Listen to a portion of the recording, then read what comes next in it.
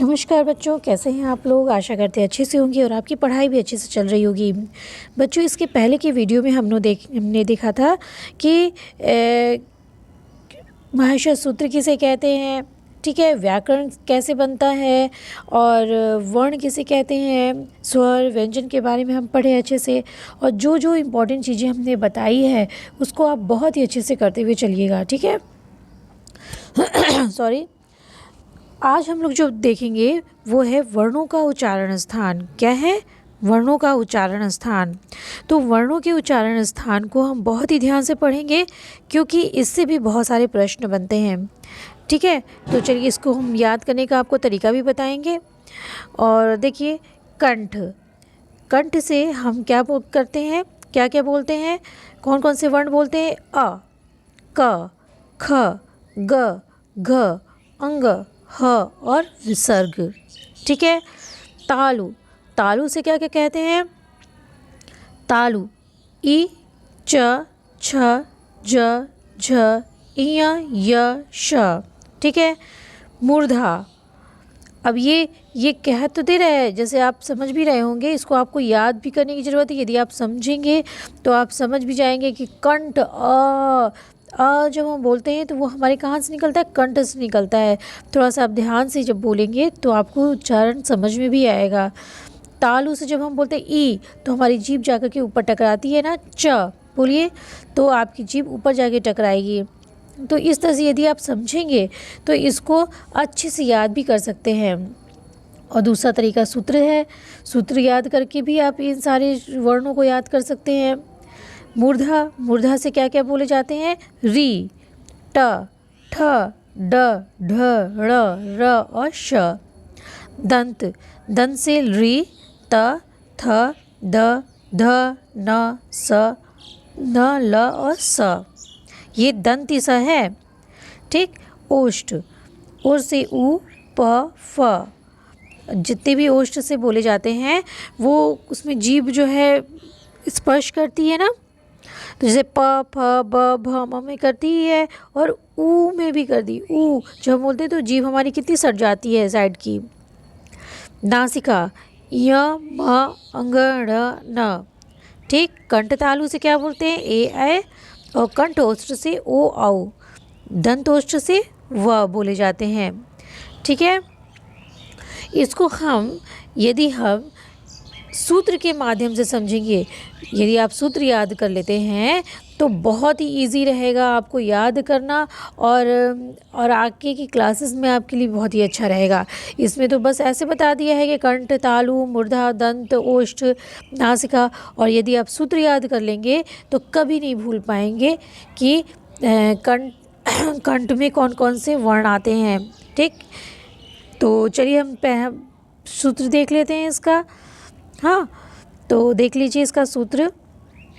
ये देखिए, ये मैंने आपके लिए एक छोटा सा नोट्स लिखा हुआ है, इसको आप थोड़ा सा ध्यान से पढ़िएगा। वर्ण उच्चारण में जितने भी महत्वपूर्ण सूत्र बन सकते थे वो हमने लिख दिया यहीं पर। जैसे कि मुख नासिका वचनो अनुनासिका ह। मुख नासिका सॉरी, मुख नासिका वचनो अनुनासिका ह। मुख नासिका, आप इसको ध्यान से पढ़िए। क्या है? मुख है, नासिका है, वचन अनुनासिका है। मुख और नासिका से जो बोले जाते हैं, वचन जो बोले जाते हैं, उन्हें हम क्या कहते हैं? अनुनासिक कहते हैं। और अनुनासिक क्या होते हैं? उदित कुचुटु तुपु का पंचम वर्ण। कुचुटु तुपु तो जानते हैं ना। कु यानी क वर्ग, चु यानी च वर्ग, टू यानी ट वर्ग, तु यानी त वर्ग और पु यानी प वर्ग। उसका पंचम वर्ण यानी कि हो गया आपका अंग, इया, ण, ठीक है। क ख ग घ अंग, च च ज ज इया, हाँ, ट ठ ड ण और त थ द ध न और प फ ब भ म। ये हो गया ना पंचम वर्ण। ये पंचम वर्ण क्या कहे जाते हैं? अनुनासिक कहे जाते हैं। और इनका उच्चारण स्थान क्या है? मुख नासिका, ठीक। तो यदि आप मुख नासिका वचनो अनुनासिका बोल देते हैं तो वह अनुनासिक बोल देंगे तो ये समझ में आ जाएगा कि अंग, य, ण, न, म क्या है? अनुनासिक है और इसका उच्चारण स्थान मुख नासिका होता है, ठीक है। तो एक सूत्र के माध्यम से आप जो है उसके अंदर की सारी चीज़ें समझ लेंगे। आपको बहुत लंबा लंबा याद करने की ज़रूरत नहीं पड़ेगी। उकालो अज हर, उकालो, ध्यान से पढ़िएगा, उकालो अज ह्रस्व, ये झ है ना, इसको आप जब आप विच्छेद करेंगे तो ये च में परिवर्तित हो जाता है। कैसे हो जाता है इतना अभी डीपली मत जाइए, बस इतना याद रखिए कि इसको जब हम उच्चारित करते हैं तो कैसे करते हैं। उकालो अज ह्रस्व दीर्घ प्लुतः, देखिए उकालो अज ह्रस्व दीर्घ पुतः। ऊ काल में, ऊ का जो उच्चारण करते हैं, ऊ को बोलने में हमें जितना समय लगता है उतना ही समय हमें ह्रस्व दीर्घ और प्लुत में लगता है। हाँ, उतना ही हमें उस स्वर में, अर्च मतलब स्वर, ह्रस्व स्वर, दीर्घ स्वर और प्लुत स्वर में लगता है। ठीक, उसमें आपने पढ़ा है एक मात्रा, दो मात्रा, तीन मात्रा, कहते हैं ना, ह्रस्व एक मात्रा, दो मात्रा हो गई दीर्घ और तीन मात्रा प्लुत हो गई। तो संस्कृत में ऊ का उच्चारण जितने समय में होता है, उ ह्रस्व, उ दीर्घ और ऊ यानी प्लुत, ऊ को इंगित करके ह्रस्व दीर्घ और प्लुत जितने समय में हम बोलते हैं उतने ही समय में हम ह्रस्व दीर्घ और प्लुत का उच्चारण स्थान उच्चारण स्थानी काल समय बताया है। ठीक, एक मात्रा में बोलने में जितना समय लगता है वो ह्रस्व होता है, यानी कि उ, छोटा ऊ को बोलने में जितना समय लगता है वो ह्रस्व होता है, ये संस्कृत में है। ऊ यानी दो मात्रा में बोलने में जितना समय लगता है वो आपके बुक में है, और संस्कृत में जो आपके सूत्र के अनुसार है वो ऊ, दीर्घ ऊ को बोलने में जितना समय लगता है वो दीर्घ है। ठीक, और ऊ यदि हम खींच के बोलते हैं तो उसको बोलने में जितना समय लगता है वो आपकी तीन मात्रा है जो आपकी बुक में है, और उससे बोलने में कितना समय लगता है, प्लुत, जितना समय लगता है उसे हम क्या कहते हैं, प्लुत कहते हैं। ठीक है, तो ये आप उकालो अज ह्रस्व दीर्घ प्लुतः ये सूत्र याद कर लीजिए। ठीक, एक से दो बार जब आप बोलेंगे तो आपको ऑटोमेटिक याद होने लगेगा। मुखनासिका वचनो अनुनासिका उकालो अज ह्रस्व दीर्घ प्लुतः। ठीक, अनुनासिक का सूत्र क्या है, मुखनासिका वचनो अनुनासिका, और ह्रस्व दीर्घ और प्लुत का स्वर के ह्रस्व दीर्घ और प्लुत का सूत्र क्या है, उकालो अज ह्रस्व दीर्घ प्लुतः। ठीक, उच्चैरुदात्ता, निच्चैरुदात्ता, समाहार, स्वरितः। स्वर के तीन भेद होते हैं बच्चों, आपकी बुक में तो नहीं है लेकिन आप जानकारी के लिए जान लीजिए कि स्वर के तीन भेद होते हैं। कौन कौन से होते हैं, उच्चैरुदात्तः, निच्चैरुदात्तः, समाहार, स्वरितः। उदात्त, अनुदात्त और स्वरित। जो ऊंचे से बोला जाए उसे उदात्त कहते हैं, जो नीचे से उसे अनुदात्त कहते हैं, और समाहार जो मध्यम कैटेगरी से बोलते हैं, बीच से जो बोलते हैं उसे हम क्या कहते हैं, समाहार। स्वरितः उसे हम स्वरित कहते हैं। ठीक है, तो ये तीन भेद हो गए, उच्चैरुदात्ता, निच्चैरुदात्ता, समाहार, स्वरितः, स्वर के तीन भेद, जो आपकी कोर्स में नहीं लेकिन सिर्फ जानने के लिए है। ठीक, आपके लिए ये महत्वपूर्ण है, ये महत्वपूर्ण है। अब व्यंजन के भेद कैसे करेंगे, कादयो मावसाना स्पर्शः, कादयो मावसानः स्पर्शः, यरलवा अंतस्थः शससः उष्माणः, सससः उष्ममाणः, कादयो मावसानः स्पर्शः। कादयो, देखिए क जब इसका हम विच्छेद करते हैं तो क के आदि क्या आएगा, क का आदि मतलब प्रारंभ, यानी क से प्रारंभ होता है, और मावसानः और म से अंत होता है। अवसान मीन्स होता है अंत, अवसान मीन्स क्या होता है, अंत। तो क से शुरू हो और म से अंत हो उसे हम कहते हैं स्पर्शः। अब स्पर्श को याद करने के लिए, स्पर्शी व्यंजन को याद करने के लिए आपको 25 वर्ण याद करने पड़ेंगे। क्या याद करने पड़ेंगे, 25 वर्ण। तो क से म तक सिर्फ हम एक सूत्र याद कर देने से, ठीक, हमारे ये पूरे वर्ण याद हो जाते हैं। कादयो मावसानः स्पर्शः। ठीक है, अब ये दूसरा देखिए, यर लवा अंतस्थः, यर लवा अंतस्थः, य र ल व कौन से व्यंजन होते हैं? अंतस्थ व्यंजन होते हैं। और इसे एक और भी बोलते हैं, क्या बोलते हैं? अर्धस्वर। यह हमारे एग्जामिनेशन में पूछा भी जा चुका है, अर्धस्वर। काद्योमावसानः स्पर्शः, य र ल व अंतस्थः और श स स ह ऊष्माणः। ये श स ह ये ऊष्म व्यंजन होते हैं। तो व्यंजन रूप मुख्य रूप से आपको 4 भेद, आपकी बुक में कितने भेद हैं? 4 भेद हैं। ठीक, स्पर्शी, अंतस्थ, ऊष्म और संयुक्त व्यंजन। संयुक्त व्यंजन इसमें इंगित नहीं है। ठीक, लेकिन आगे के क्लासेस में चल के ये 3 मुख्य भेद हो जाएंगे। देखिए आपकी क्लास में 4 ही है तो आप 4 ही लर्न करिए।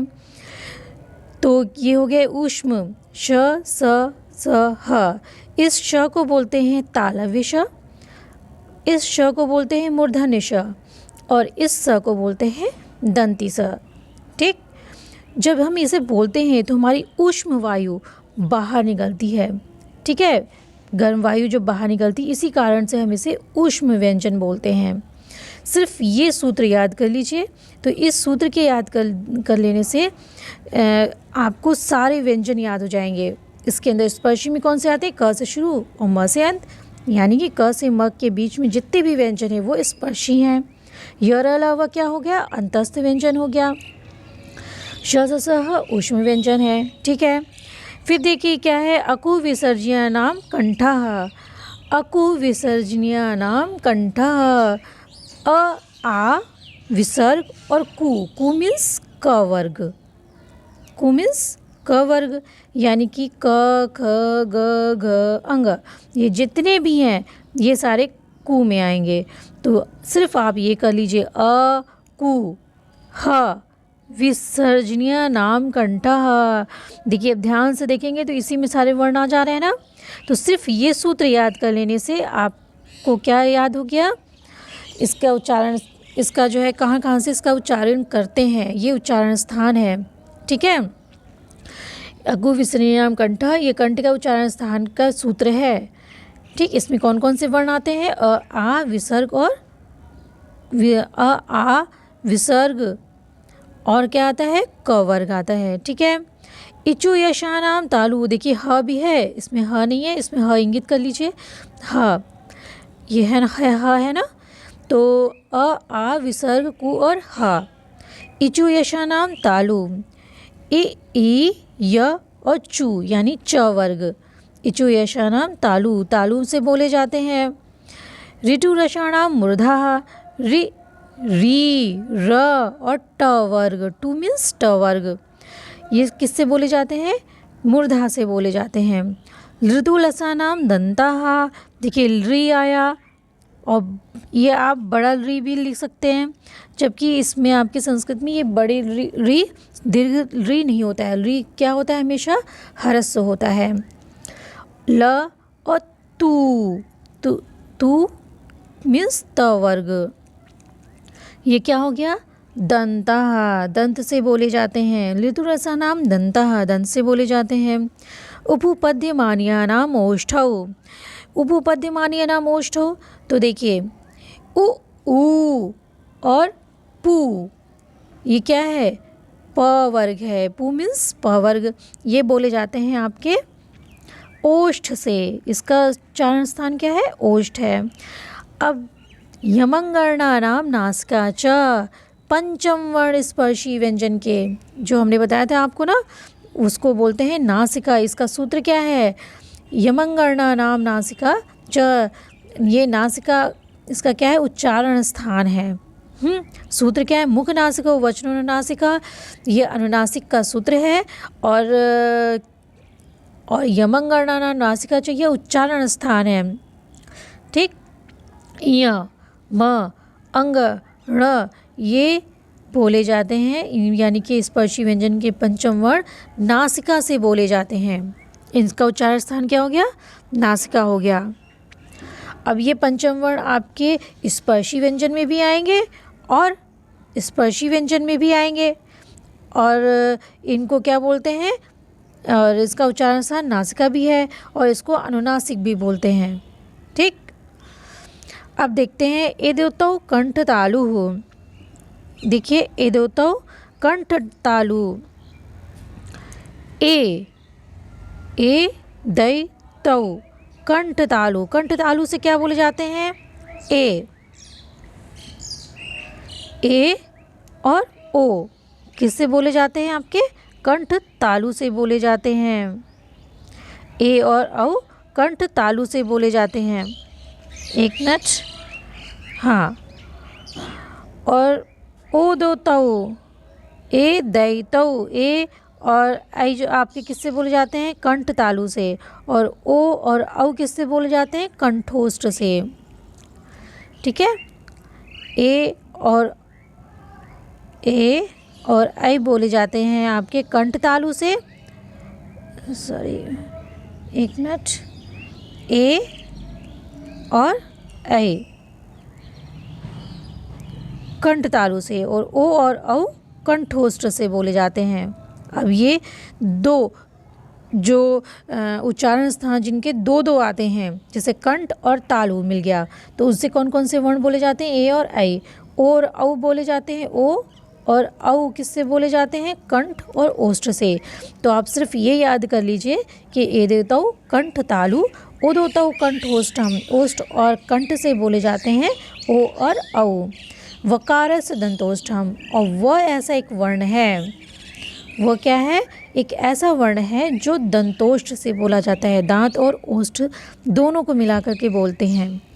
ठीक है, तो ये हो गया आपका उच्चारण स्थान का, और आपके जो व्यंजन के भेद हैं, ठीक, स्वर के भेद हैं, उसके सूत्र, यदि ये सूत्र यदि आप याद कर लेते हैं तो आपकी बहुत सारे क्वेश्चन सॉल्व हो जाएंगे। अब नेक्स्ट देखते हैं, नेक्स्ट है आपका, इसको थोड़ा सा बड़ा कर लिया जाए, हाँ, नेक्स्ट है आपका प्रत्याहार बनाना, जिनकी सहायता से कम शब्दों में अधिकतम बात कही जा सके। ठीक, उन्हें हम प्रत्याहार कहते हैं। सही, जैसे कि हमने कह दिया अच कहा ना, जैसे कि हमने कहा अच से तात्पर्य हो गया हमारा अ, ई, उ, री, री, ए, ओ, आई, औ, यानी सारे स्वर, जितनी भी स्वर आएंगे आपके किस में आएंगे, अच में आएंगे। ठीक, तो सिर्फ अच कह देने मात्र से हमारी इतने सारे वर्ण आ जाते हैं, तो कम शब्दों में हम ज़्यादा का ज्ञान प्राप्त कर लेते हैं, उसी को हम प्रत्याहार बोलते हैं। महाशय सूत्रों में किसी भी बिना हलंत वाले वर्ण का पहला अक्षर ले लें, ठीक, और किसी हलंत वर्ण का दूसरा अक्षर ले लें, इन दो वर्णों के नाम के प्रत्याहार के से बीच वाले सभी वर्णों का जो हलंत न हो बोध होता है इस प्रत्याहार में। कैसे, जैसे कि हमने बोला अच, तो आपको महाशय सूत्र याद ही है।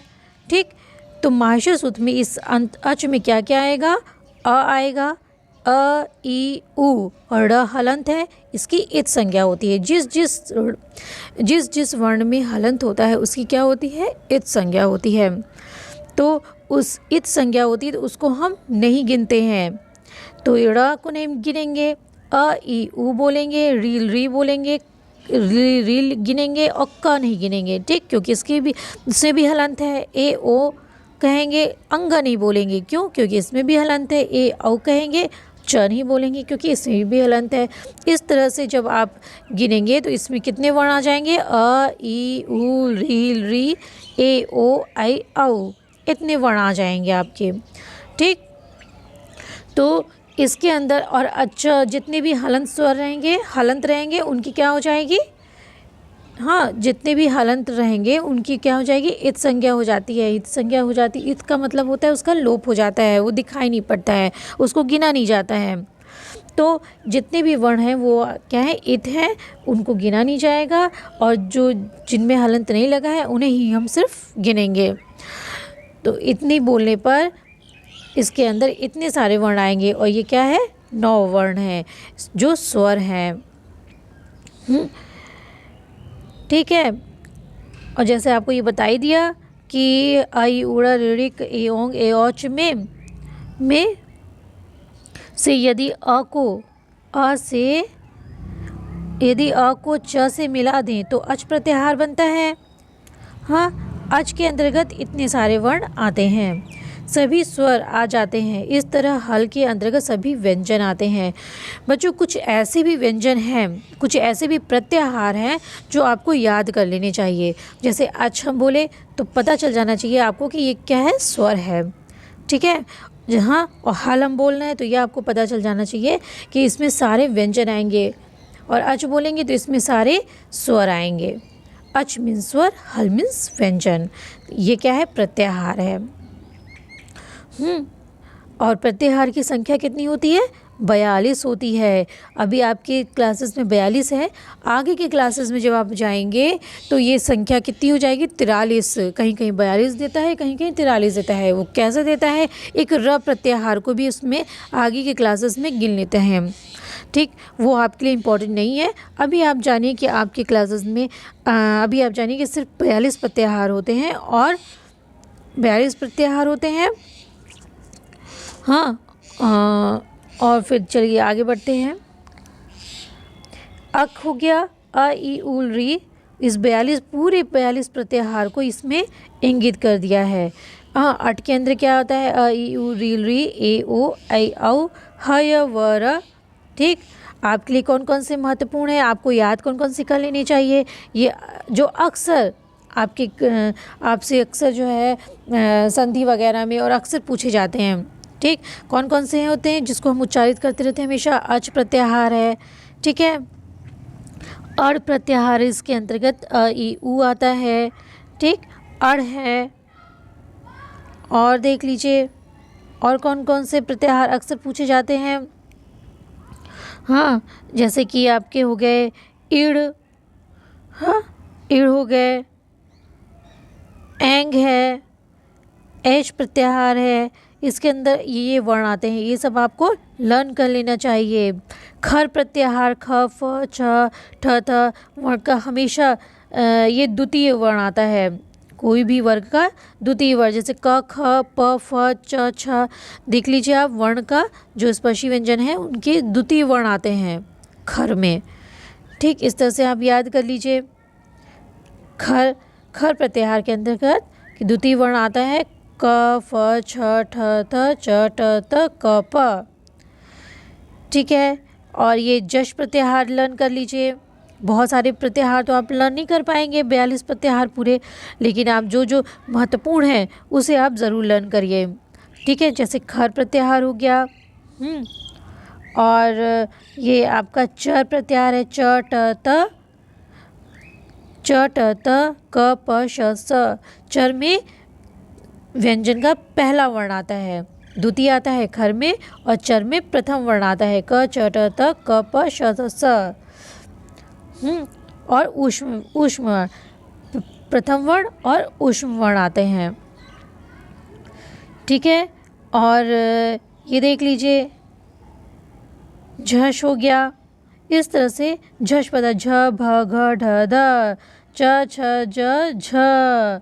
झ ये व्यंजन के चतुर्थ वर्ण, हाँ, चतुर्थ वर्ण, झश प्रत्याहार में चतुर्थ वर्ण आता है।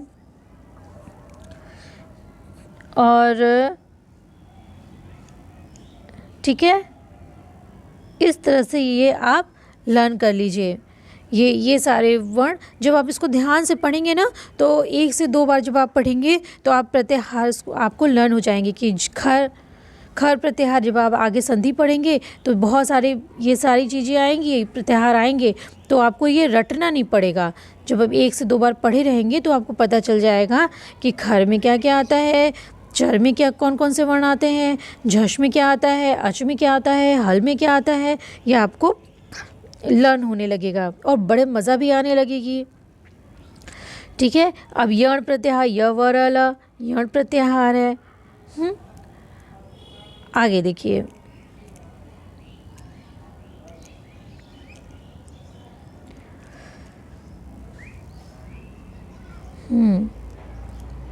ये हो गया आपके पूरे 42 वर्ण।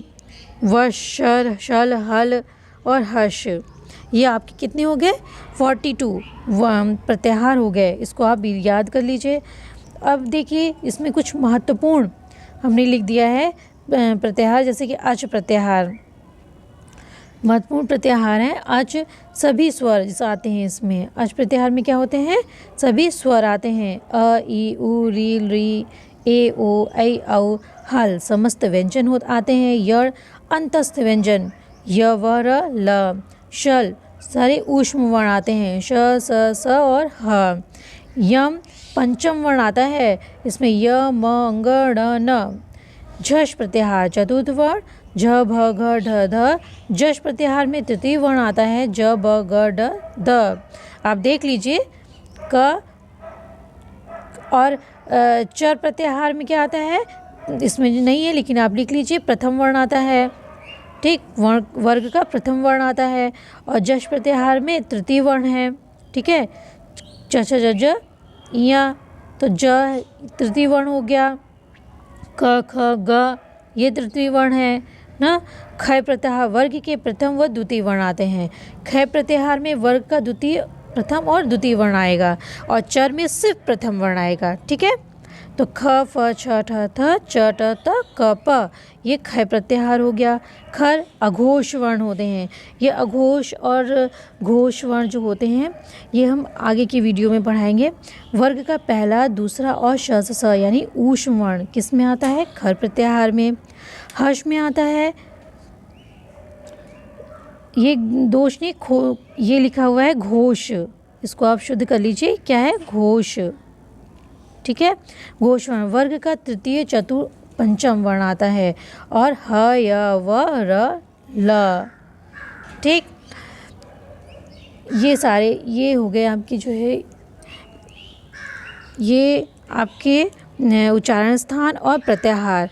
आगे के वीडियो में हम लोग देखेंगे कि अब प्रयत्न किसे कहते हैं। प्रयत्न भी दो प्रकार के होते हैं, अभ्यंतर प्रयत्न और बाह्य प्रयत्न, जो हम लोग आगे के वीडियो में पढ़ेंगे। तो इसको आप लोग जितना भी हमने पढ़ाया है आप इसको अच्छे से लर्न कर लीजिए, अपनी कॉपी में जो है नोट आउट कर लीजिए, जो जो इम्पोर्टेंट नोट्स हैं उसको बना लीजिए। ठीक है, फिर मिलते हैं हम अगले वीडियो में।